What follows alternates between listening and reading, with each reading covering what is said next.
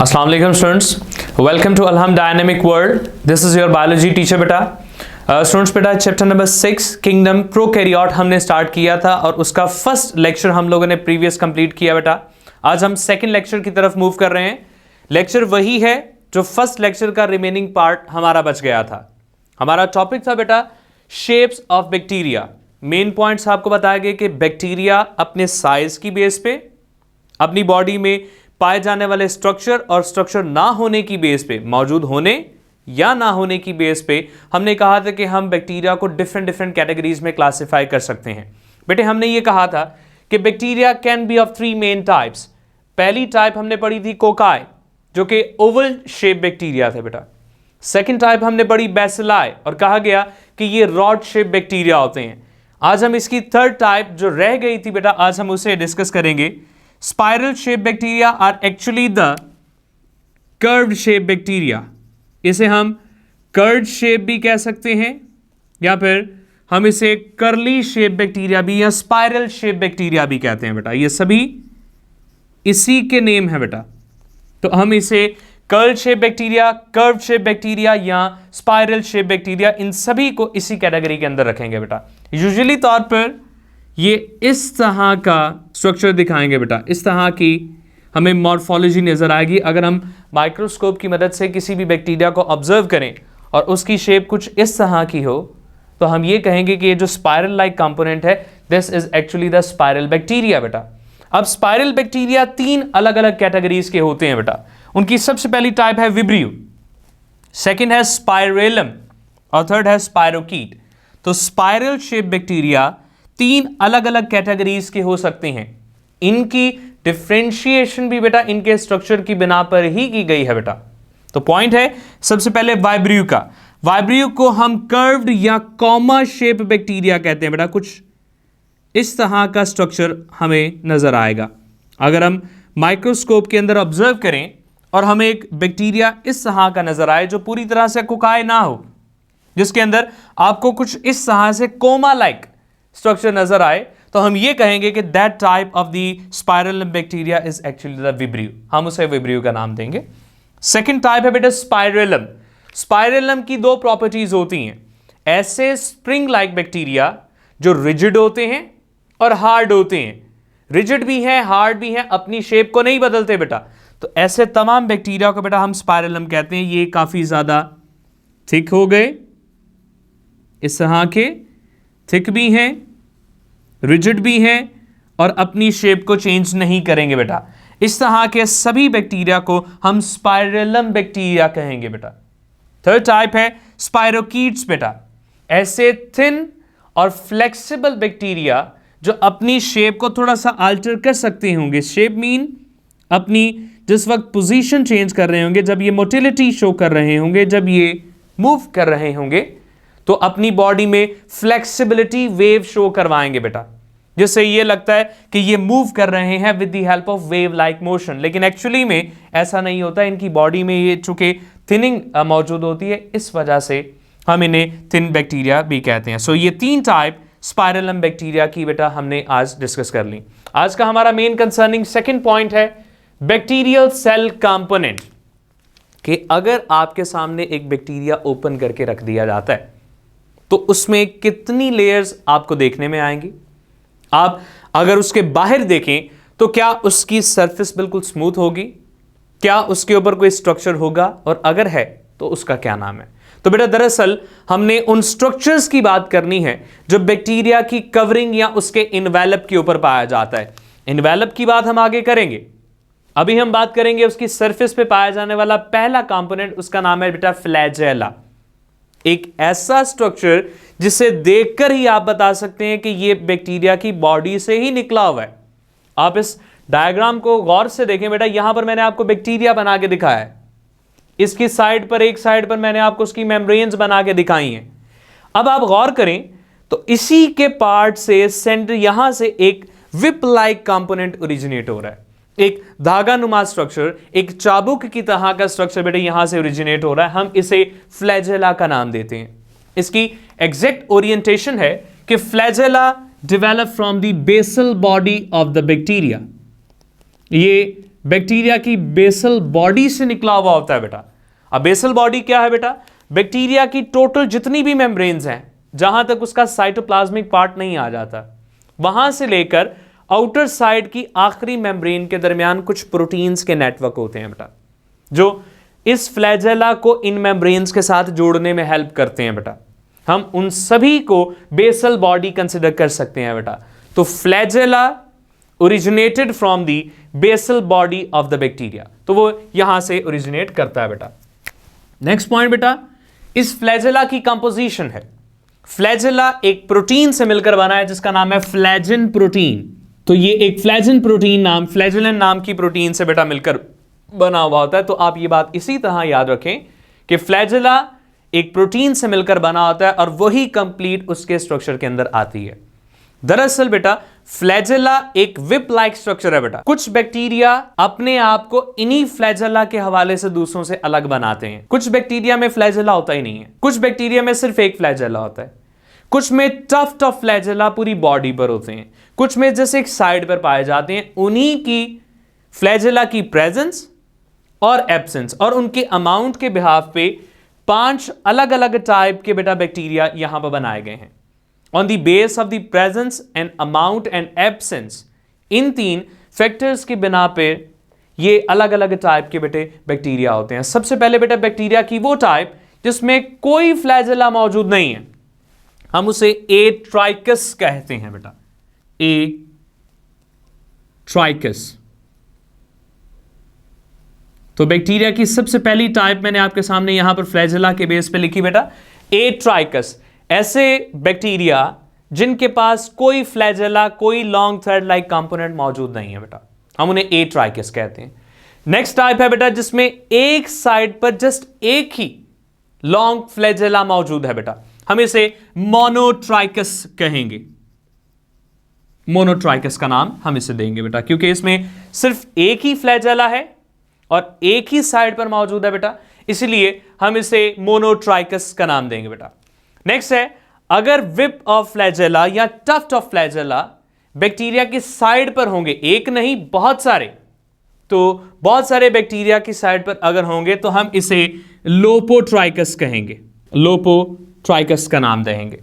तो इसे लोपोट्राइकस के नाम से जाना जाएगा। लोपो मीन मैनी, वन साइड पर, एक ही साइड पर बहुत सारे फ्लैजेला की मौजूदगी, अगर लोपोट्राइकस है। नेक्स्ट आती है कि अगर दोनों साइड पे टफ्ट ऑफ सीलिया है तो हम इसे एम्फीट्राइकस कहेंगे बेटा, एम्फीट्राइकस का नाम हम इसे देंगे। अगर tuft of cilia complete bacteria की बॉडी के ऊपर मौजूद है, हर साइड से ओरिजिनेट हो रहे हैं, तो हम इसे पेरीट्राइकस कहेंगे बेटा। ट्राइकस का जो वर्ड मैं बार बार यूज कर रहा हूं बेटा, इस ट्राइकस का मतलब होता है थ्रेड या धागा। तो नो ट्राइकस, ए ट्राइकस, यानी कि ऐसा बैक्टीरिया जिसमें कोई नहीं है। मोनोट्राइकस जिसमें सिर्फ एक सिंगल फ्लैजेला है, अगर सिंगल फ्लैजेलम है। अगर एक टफ्ट ऑफ फ्लैजेला मौजूद होगा तो लोपोट्राइकस, दोनों साइड पर होगा तो एम्फीट्राइकस, और अगर हर जगह पर होगा, हर साइड पे होगा, तो हम इसे पेरीट्राइकस का नाम देंगे। तो पॉइंट हमें यह समझ आया बेटा कि फ्लैजेला बेसल बॉडी से निकला है, बैक्टीरिया की सरफेस पे एक भी हो सकता है, टफ्ट भी हो सकते हैं, और पूरी बॉडी के ऊपर भी मौजूद हो सकते हैं। फ्लैजेलन प्रोटीन से मिलकर बना है। अब लास्ट पॉइंट है इसका फंक्शन, कि आखिर बैक्टीरिया को अलग करने के अलावा भी इसका कोई काम है कि नहीं है। दरअसल फ्लैजेला का काम है बैक्टीरिया को मूव करवाना। फ्लैजेला मैं बता चुका हूं बेटा कि एक विप लाइक मैनर में काम करता है, एक चाबुक नुमा स्ट्रक्चर होता है, एक धागा नुमा स्ट्रक्चर होता है। जब ये बीट करेगा तो इससे बैक्टीरिया की मूवमेंट होगी। So it is involve in the mobility, motility and movement of bacteria. तो ये बैक्टीरिया की मूवमेंट करवाने में हेल्प करेगा। अब बैक्टीरिया को मूव करने की क्यों जरूरत पड़ती है? दरअसल अगर कोई केमिकल, कोई एंटीबायोटिक या कोई भी मेडिसिन जिसका केमिकल सिग्नल बैक्टीरिया के पास पहुंच जाए, तो ये कीमोटैक्सिस करते हुए अपनी पोजीशन को बदल सकता है। कभी कभार ये पॉजिटिवली बिहेव करता है, मूव करता है उसी डायरेक्शन में, और कभी कभार ये ऑपोजिट डायरेक्शन में मूव करता है, नेगेटिव कीमोटैक्सिस करता है। तो ये कीमोटैक्सिस एक नाम के प्रोसेस में हेल्प करता है बेटा, कीमोटैक्सिस। तो ये बैक्टीरिया के इस फ्लैजेला का काम है बेटा। सो हमारा पहला कंपोनेंट जो बैक्टीरिया की सेल वॉल पे आता है फ्लैजेला, जो कि एक बहुत बड़ा धागानुमा स्ट्रक्चर होता है बेटा। ये फ्लेक्सिबल है, मूव करने में हेल्प करता है। So that is all about the point of flagella. हमारा सेकंड पॉइंट है बेटा, सेकंड कंपोनेंट है, उसका नाम है पिलाई। कंप्लीट बैक्टीरिया की जो आउटर बाउंड्री है बेटा, उसका जो इन्वेलप होता है, उसकी सरफेस के ऊपर कुछ फिंगर लाइक प्रोजेक्शंस होती हैं। इनमें कोई कर्व नहीं होता, ये इलोंगेटेड नहीं होती, बल्कि ये शॉर्ट होती हैं और होल होती हैं। आप गौर करें तो मैंने यहां पर एक पिलाई आपको इसकी सरफेस के ऊपर बनाकर दिखाई है, दिस वन। अब ये इंटरनली हॉलो है बेटा, ये आउटर साइड से लिंक है और उसके इनर साइटोप्लाज्मिक पार्ट के साथ भी डायरेक्टली लिंक है, सारी मेम्ब्रेन्स को क्रॉस करके आई हुई है। इसका मतलब है कि इसका जो भी काम होगा वो साइटोप्लाज्म, जो इसका इंटरनल पार्ट है, और एक्सटर्नल एनवायरनमेंट के साथ इसे डायरेक्टली लिंक करवाने में हेल्प करेगा। पिलाई नॉन सिलेंड्रिकल हैं, कोई कर्व्ड पार्ट नहीं है इनके अंदर, और ये फ्लेक्सिबल भी बिल्कुल नहीं होते। एक कंप्लीट बैक्टीरिया पे बहुत सारे पिलाई मौजूद हो सकते हैं बेटा। दरअसल 3 स्ट्रक्चर आपने जहन में रखने, एक होते हैं फिम्ब्रियाई, एक होते हैं पिलाई, और एक होते हैं फ्लैजेला। फ्लैजेला बहुत बड़ा इलोंगेटेड स्ट्रक्चर होता है बेटा। जो फिम्ब्रियाई होते हैं ये छोटे छोटे स्ट्रक्चर्स होते हैं, लेकिन जो पिलाई हैं ये फिम्ब्रियाई से थोड़े से बड़े होते हैं बेटा। तो अब इन तीनों स्ट्रक्चर्स में से 2 की बात आपकी बुक में की गई है, फ्लैजेला की जिसकी हमने बात कर ली, पिलाई जिसकी बात हम अभी कर रहे हैं।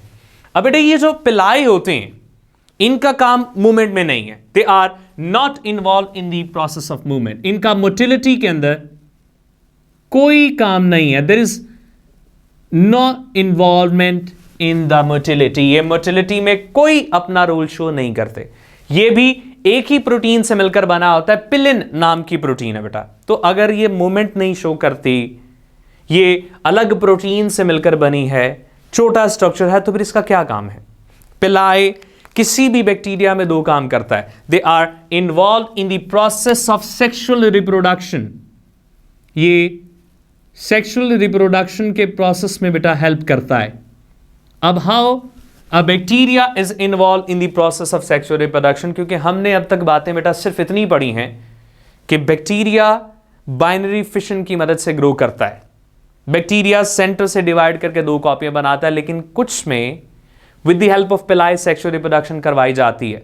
जिस वक्त सेक्सुअल रिप्रोडक्शन का टाइम बैक्टीरिया में आता है, 2 बैक्टीरिया एक दूसरे के करीब आते हैं, उनके पिलाइज जो दोनों की सरफेसेस पे हैं वो फ्यूज करते हैं, और उनके फ्यूज करने से एक का जेनेटिक मटेरियल पास करता हुआ दूसरे में चला जाएगा, जिससे उनका जेनेटिक मटेरियल आपस में मिक्स होगा, और उसके मिक्स होने के बाद उनसे एक नया बैक्टीरिया जनरेट कर सकेगा बेटा।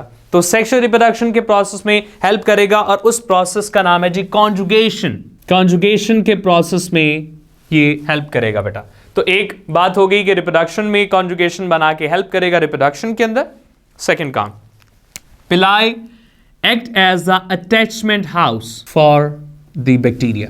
ये बैक्टीरिया के लिए एज अ अटैचमेंट के तौर पर काम करेगा। वो किस तरह कि अगर बैक्टीरिया अपने किसी होस्ट की सरफेस पे जाता है तो वहां पर जाकर डायरेक्टली रॉकेट की तरह उसमें अंदर नहीं चला जाता बेटे, बल्कि वो उसकी सरफेस पे जाके पहले लैंड करता है। तो उसे लैंड करवाने के बाद अटैचमेंट के लिए कुछ ऐसे लंगर्स की जरूरत पड़ती है जो शिप्स में होते हैं। तो यहां पर वही जिम्मेदारी ये पिलाई परफॉर्म करते हैं बेटा। तो पिलाई अटैचमेंट में भी हेल्प करते हैं बेटा। तो ये 2 फंक्शन किसी भी पिलाई के अंदर आपको देखने में आते हैं बेटा। तो ये 2 स्ट्रक्चर जो किसी भी इन्वेलप को बैक्टीरिया की क्रॉस करके बाहर की तरफ गए होते हैं। मैं अब भी इन्वेलप की बात कर रहा हूं, मैंने फ्लैजेला बताते वक्त भी इन्वेलप की बात की, मैंने पिलाई पढ़ाते वक्त भी इन्वेलप की बात की। आखिर ये इन्वेलप है क्या? इन्वेलप जो आउटर कवरिंग है बैक्टीरिया की, जिसे मैं इन्वेलप कह रहा हूं, वो कितनी चीजों से बनी है? दरअसल बेटा अगर आप बाहर से अंदर की तरफ मूव करेंगे तो सबसे बाहर जो आउटर साइड पर कवरिंग है वो स्लाइम होती है। दी आउटर मोस्ट बाउंड्री बेटा स्लाइम होती है। उस स्लाइम के अगर आप इनर साइड पर मूव करेंगे तो सेकंड कवरिंग आती है जी कैप्सूल। कैप्सूल की आउटर साइड पर आती है बेटा मेम्ब्रेन। उसकी जो दोनों टाइप की मेम्ब्रेन्स होती हैं बेटा, जो उनके कंपोनेंट्स को डेफिनेट स्ट्रक्चर्स प्रोवाइड करती हैं बेटा। यहां पर आपने ये बात देखनी है कि किसी भी बैक्टीरिया के अंदर ये जो 3 चीजें हैं, आउटर मोस्ट बाउंड्री में उसकी मेम्ब्रेन, उसकी जो सेल वॉल है वो, फिर उसके बाद उसमें जो सेकंड कंपोनेंट स्लाइम है और थर्ड कंपोनेंट जो उसके अंदर कैप्सूल आता है बेटा। तो ये तीन चीजें आप गौर करें तो सेल वॉल एक बाउंड्री, कैप्सूल सेकंड बाउंड्री, और ये इस तरह से, इस तरह से, इस तरह से, इनमें से तीन चीजें। सेल वॉल जो सबसे बेटा यहां पर मौजूद होती है, ये ब्लू वाली पार्ट, सेल मेम्ब्रेन जो कि सेकंड पार्ट है, कैप्सूल जो कि थर्ड पार्ट है, स्लाइम जो कि फोर्थ पार्ट है। ये चार चीजें मौजूद हैं, लेकिन इन चारों में से सेल वॉल को, कैप्सूल को और स्लाइम को, इन तीनों को हम कलेक्टिवली तौर पे बेटा सेल इन्वेलप का नाम देते हैं। मैं फिर रिपीट करता हूं, सेल इन्वेलप में सेल वॉल आती है, कैप्सूल आती है और स्लाइम आती है। ये तीन कंपोनेंट यहां पर मौजूद होते हैं बेटा। अब आते हैं मजीद इनकी डिस्कशंस के ऊपर कि आखिर ये कहां कहां पर है। सो हम पहले दो कंपोनेंट की बात करेंगे, पहली कैप्सूल की बात करेंगे और स्लाइम की बात करेंगे। कैप्सूल किसी भी बैक्टीरिया के अंदर बेटा जो सेकंड कंपोनेंट है, यहां से देखें बाहर पे सबसे पहले स्लाइम है, हम अभी उसकी बात नहीं कर रहे, हम बात कर रहे हैं कैप्सूल की। जितने भी बैक्टीरिया हैं उनमें से वो बैक्टीरिया जिन्हें हम कैप्सूलेटेड बैक्टीरिया कहते हैं, उनकी सरफेस पे एक कैप्सूल कवरिंग पाई जाती है। इस कैप्सूल कवरिंग का काम है बैक्टीरिया को शेप में हेल्प करना, शेप बनाने में हेल्प करना, बैक्टीरिया को स्ट्रेंथ प्रोवाइड करना, क्योंकि ये इंटरनल साइटोप्लाज्मिक पार्ट से टाइटली बाउंडेड होती हैं बेटा। ये जो कैप्सूल है बेटा, ये दो इंपॉर्टेंट चीजों से बनी हो सकती है, कभी कभार ये एक ही कंपोनेंट भी हो सकता है। एक आते हैं इनमें पॉलीसैकेराइड के यूनिट, यानी कि ग्लूकोज के यूनिट्स आ सकते हैं बेटा, या तो खाली पॉलीसैकेराइड से बने हो या खाली प्रोटीन से बने हो या दोनों से बने हो, तीनों कंडीशंस हो सकती हैं। ये खाली पॉलीसैकेराइड यूनिट से भी बने होते हैं, ये खाली प्रोटीन से भी बने हो सकते हैं, या फिर ये इन दोनों से भी मिलकर बेटा बने हुए हो सकते हैं। कैप्सूल की नेचर गमी होती है बेटा, जो एक थिक है, गमी है, उसे फ्लेक्सिबिलिटी थोड़ा सा देंगे और अटैचमेंट में हेल्प करवाएंगे बेटा। सो कैप्सूल प्रोटेक्टेड कंपोनेंट है, ये सेल को प्रोटेक्शन प्रोवाइड करेगा बेटा। सेकंड पार्ट है हमारा स्लाइम के बारे में बेटा। स्लाइम किसी भी बैक्टीरियल सेल के कैप्सूल के बाहर होता है, ये दोनों एक साथ होते हैं, इसीलिए इन्हें स्लाइम कैप्सूल का नाम भी दिया जाता है, जो कि कैप्सूल के बाहर है। अब ये एक समहाउ जेली लाइक पार्ट होता है बेटा।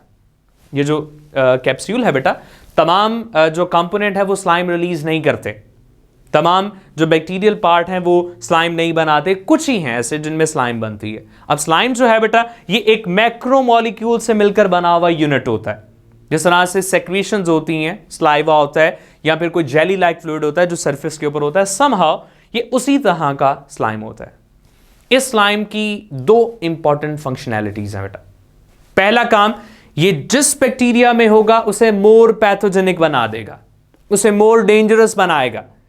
दूसरा काम, ये उसी बैक्टीरिया को फैगोसाइटोस होने से बचाएगा, कोई उसे बाहर से आकर इनगल्फ ना कर जाए, इस बात को भी देखना इसी स्लाइम की जिम्मेदारी है बेटा। तो ये था बेटा आज का हमारा लेक्चर। हमने अपने लेक्चर में आज शेप ऑफ बैक्टीरिया की थर्ड टाइप स्पाइरल पे बात की है। हमने बैक्टीरियल सेल के स्ट्रक्चर्स में से दो इंपॉर्टेंट पार्ट जो मेम्ब्रेन्स को, एनवेलप को क्रॉस करके बाहर आ रहे हैं, फ्लैजेला और उसकी टाइप्स की बात की। हमने पिलाई, उसकी लोकेशन और फंक्शंस की बात की, और सबसे आखिर पे हमने कैप्सूल और स्लाइम के ऊपर बेटा डिस्कशन की।